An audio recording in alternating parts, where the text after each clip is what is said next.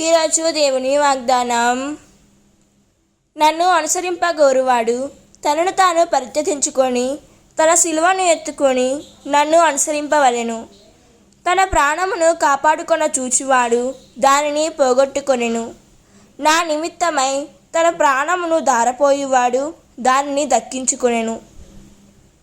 మత్తయి సువార్త 16వ అధ్యాయం 25వ వచనం.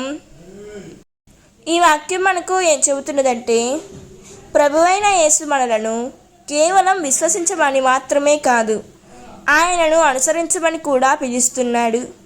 ఆయనను అనుసరించడం అంటే మన స్వార్థాన్ని, అహంకారాన్ని, పాపపు కోరికలను విడిచిపెట్టి దేవుని చిత్తానికి లోబడడం.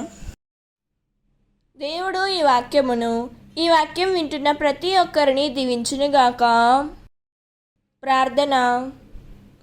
ప్రేమగల పరలోక తండ్రి, మీ కుమారుడైన యేసుక్రీస్తును నమ్మకంగా అనుసరించే హృదయాన్ని నాకు అనుగ్రహించండి. ప్రభువా, నా స్వార్థాన్ని, గర్వాన్ని, పాపపు కోరికలను విడిచిపెట్టి మీ చిత్తానుసారం జీవించే కృపను ప్రసాదించండి. యేసయ్యా, నా జీవితంలో వచ్చే ప్రతి శిలువను విశ్వాసంతో మోయడానికి బలాన్ని ఇవ్వండి.